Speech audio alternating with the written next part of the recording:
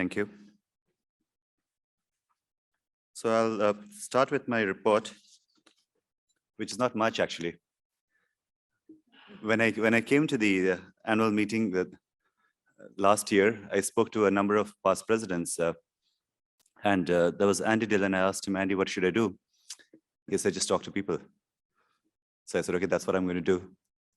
So when I came here and spoke last year in the role that what Abebe is going to do today, I said that I will not come up with my own presidential initiatives, but rather follow the strategic plan which has been developed for the year 2020 to 2025, so that there's continuity in our efforts over the years, and each president is not trying to come and do something new which is apart from the strategic plan, so we all follow in the progress that we have made and continue to make.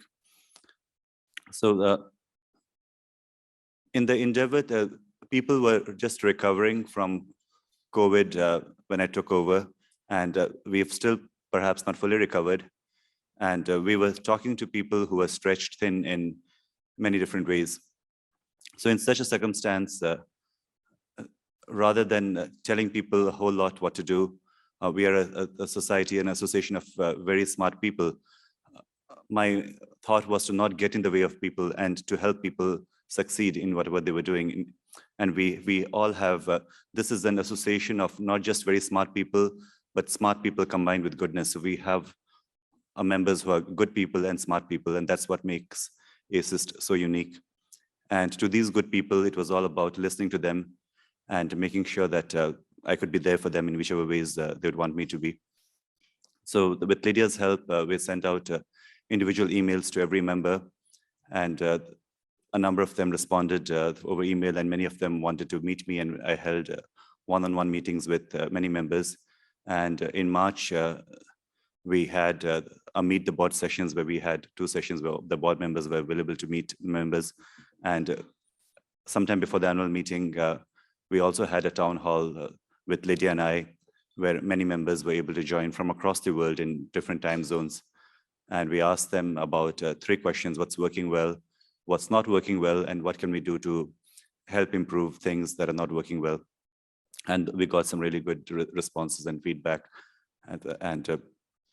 And we always take that feedback into consideration when we're trying to think about what should we be doing next. I also went to a number of chapter meetings whenever I could.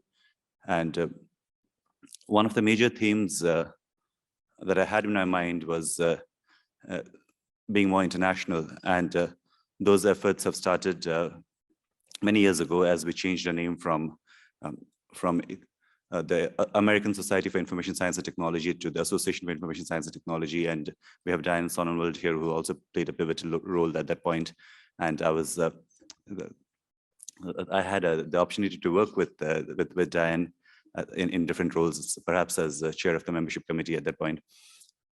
So towards that effort, I took on this job of trying to get an international flavor to our website. So we picked one page, which is the About ASIS page, and invited members and to contribute to translating them into their own languages.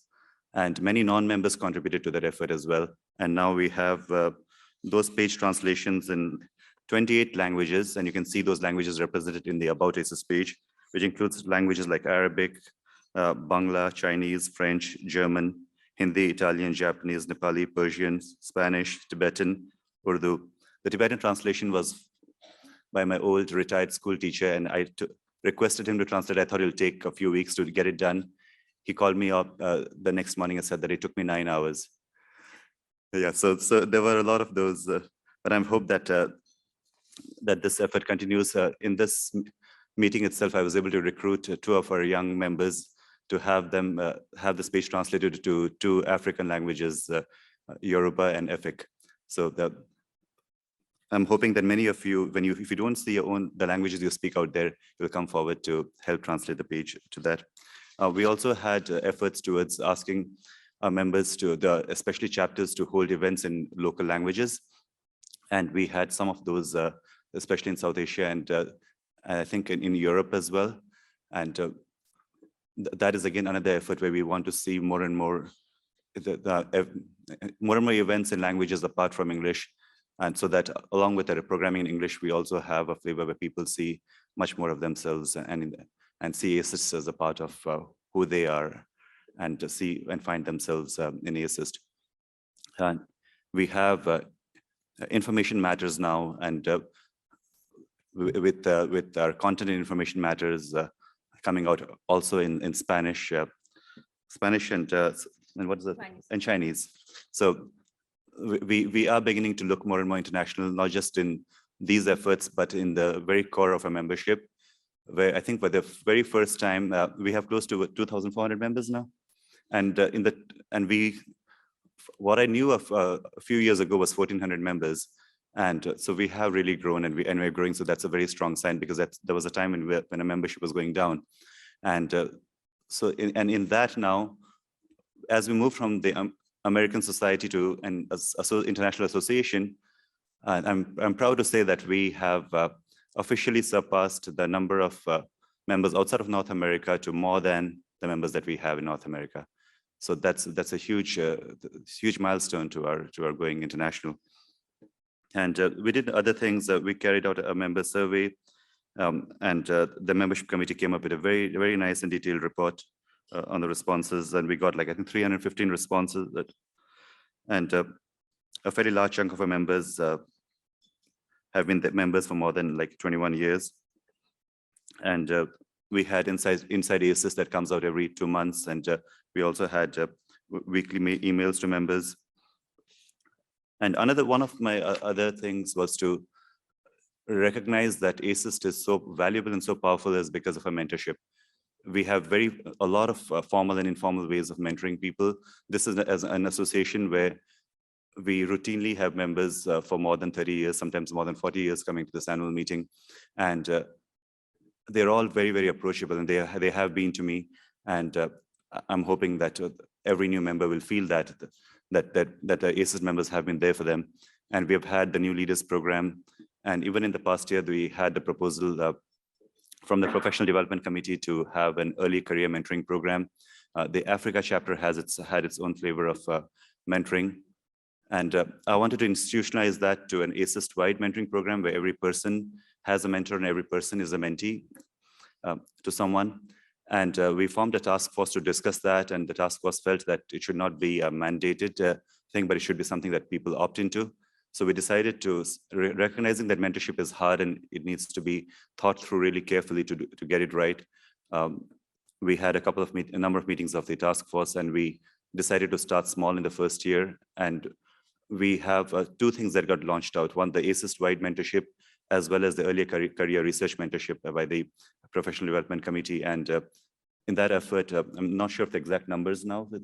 Do we have the number of pairings? Between the 2 programs, about 50. So about 50, yeah, about 50 pairings of, so that means about 100 people. So 50 mentors and 50 mentees that are there. And there might still be people who are showing interest in that, but we want to make sure that this works and people meet regularly, and this effort continues. And again, the Professional Development Committee is going to look at the success of this program, and we will make changes as that proceeds. And in this meeting as well, the mentors and mentees had a chance to meet.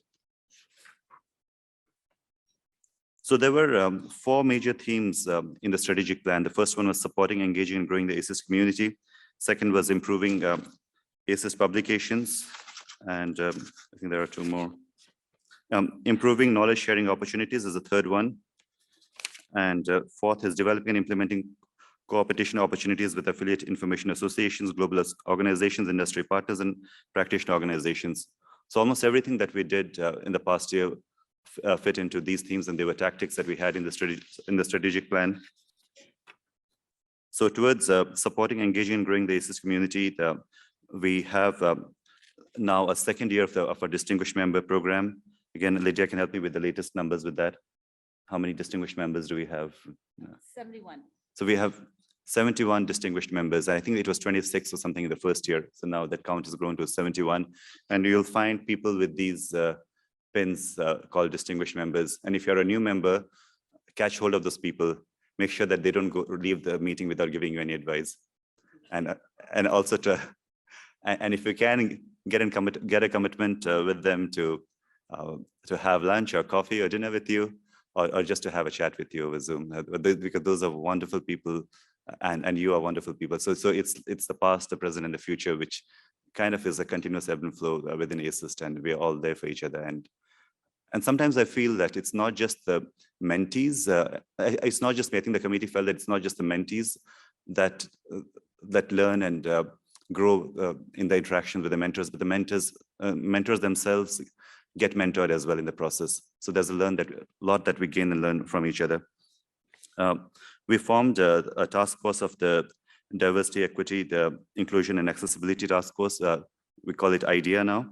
And so Jaya Rajun, Clara Chu, they chaired that effort, and the task force has, there was a report that was done in the past, and the task force met a number of times this year and is going to make a recommendation very soon about the specific priorities that we do going forward, and in what timeline should we do that. And then we have towards improving ASIS publications. There was a lot of work done in the past 2 years on this, and this work continued during the past year. We have a thriving Information Matters now, which was a brand new publication, but the idea was that we go beyond the ASIS name and we go into the wider information community and get people to see our content in a more informal and more accessible format. And later on, there's a report by Chirag where we'll be able to give you specific statistics, but that's something that we're very, very proud and happy about. So thank you, Chirag, for all your efforts on that. And we also have AirRist, which is a huge demand by members for many years to bring back AirRist. So AirRist is back, and Lisa Given is the editor of that, and we will be having a first round. I think first issue should be coming out this year. So the people in February. So people have been submitting and actively participating in that effort too. And we had discussions on a new journal apart from JSIST as well, and that was supposed to be an open access journal. So the board had a lot of deliberations on that and discussions with the publications committee as to how can we balance our values for open access with the financial needs of an association towards doing things right, and in a way where the board made a lot of investments in the past 2 years of investing back into the association financially, but for about 2 or 3 years. But we want to make sure that whatever efforts we invest in, they are at least, if not profit making, they're at least break even. So that it was my job as president, and it's the job of the board to make sure that we always remain financially and fiscally sound. And Lydia has been doing a great job of that into ensuring that whatever programming we provide to members are for either for a fee or for no fee to members, but there is a small fee at least levied to non-members so that people see the value of doing things, of being an ASIS member. And then towards having, the discussions of that open access journal of what it can be, we have decided to shelve any more new investments in this past year, largely because some of our stock money, we lost money in the stock market, but that was a phenomenon of the wider market. And so we want to make sure that until the time when we recover from that, we don't invest more in initiatives where we don't see that we will break even. But I had the conversations with Marjorie yesterday where she suggested that we could think of a preprint server, an open preprint server, rather than a fully open access journal. So again, those are conversations that continue, and I'm sure they will find some good solutions to that. Another idea was to have the iSchools involved, where each of the iSchools contributes towards supporting this an open access, which can be a journal not of the ASIS but of the iFederation. So we will have to find open access is always desirable but not free. Somebody has to pay for it. We didn't want to go with the author payment model, so we have to make sure that the sustenance of that journal again becomes something that we can do. There was another hard decision that I had to make as president, and we as the board, was to ensure that this meeting is fully face-to-face and not hybrid or online. And a number of members wanted that, and I had one-on-one conversations with a lot of members. Lydia and I both wrote about it in our Inside ASIS columns to explain why it is so important to hold this annual meeting face-to-face. What we have in the sessions is important, but what we talk outside of those sessions in the hallways and on tables across meals and all of that is what makes ASIS so unique. And if we get rid of that component, and it's very difficult right now with the kind of technology that we have to replicate the same thing in an online format. So, and in a hybrid setting, again, we found last year that we were walking into rooms where there were 1 or 2 people in the audience and about 7, 8 people on a Zoom screen. So, and you might end up feeling that, why am I here in a conference if I could be there on Zoom? So, and the other thing that happens with an online conference is that we don't relieve ourselves of work. We get ahead and we have our work and teaching and everything else going on. So we do not have the kind of immersion at the time that to engage in a meeting as we can do when we come to a face-to-face meeting. And the members that we have had for years, for decades in ASIS, I doubt if they would have been that level of committed members if all our meetings were online or even hybrid. So face-to-face meetings are important to preserve, but to recognize the needs for accessibility and for people who cannot travel to the annual meeting, we had our inaugural 24-hour global conference, which again was being planned for a number of years. And it was a great event across the different 8-hour blocks in different time zones. So people had programming in their own time. And Lydia was up for the entire 24 hours during that period. And but so we learned some things from there. So now we do want to have a 24-hour conference, but not in 24 hours with 8-hour chunks on 3 different days.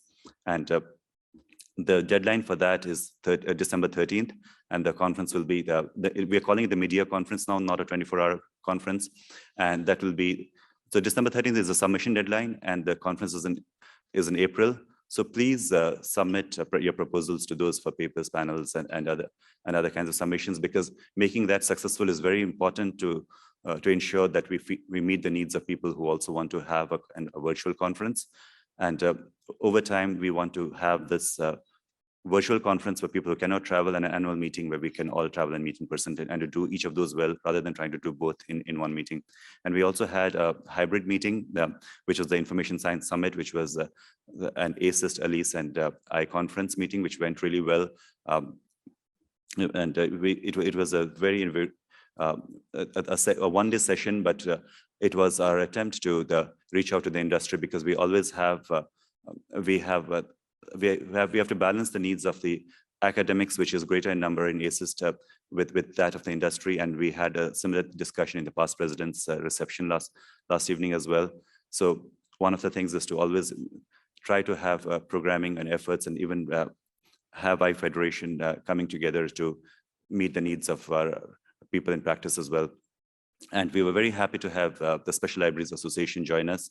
I did a number of talks and panels in different events. In an Iranian conference, when I was representing ASIS, I was joined by the president of ALA, then the president of IFLA, and president of the Public Libraries Association. And so there were a number of activities and places where we could get together. I had a new leader, Alicia Takaoka, work with me, and we did a number of things. One was to develop an exhaustive list of associations, LIS associations across the world in different regions. And so we have now that as a very detailed and a running list. And the next step, which Abebe can take on, is to think about, and you all can perhaps suggest as well, is to, what do we do with that list? Is now that we know that who our member associations are. So yes, the South Asia chapter actually organized an event where they had more than 30 associations apart from ASIS participate in that effort. So we have a lot of, and I also had, when I went to India, I met with the president of the Indian Library Association. So we have a lot of opportunities to collaborate more. And we already have in iConnect, we have an affiliate, what's it? Yep. Now we have in iConnect, we have an affiliates place where people not affiliated with ASIS can contribute. So all of those are various ways in which we can engage people outside of ASIS as well. And we started out, the Information Matter started a podcast series, which is again part of our strategic plan. And this year, an effort will be to curate all our content into something that fits into different SIGs. And we have a very successful webinar structure, which is there both in high in frequency and in quality. And the I-Federation, we decided last year to have regular meetings of the I-Federation. So we have agreed on 5 regular meetings of I-Federation each year. And we will also be thinking of ways to have greater synergy in I-Federation going forward. And in other news, we also had bylaws changes, and you all voted on those. So thank you for that. And we agreed on 2 things. One was that if the nominations committee is not able to get 2 members for every position, then people can vote on a single slate, and there would be a yes/no vote for people. But that is if the nominations committee is not able to do that. The other thing was that I had a very difficult time finding somebody to serve as the chair of the nominations committee, and a previous board had voted to have the chair of the nominations committee outside of the board, but we found that that was very difficult, and we brought back the thing where the past president serves as the chair of the nominations committee, and that is a good role to have. Even Lydia and I, we went to a conference and we learned from that as well, because the past president has no interest in becoming the president. So that is a good person to lead into that effort, and that would be me going forward at this for this year. And Lydia will also be working into a succession and a continuity plan for the association. So we built that into her annual goals for this year.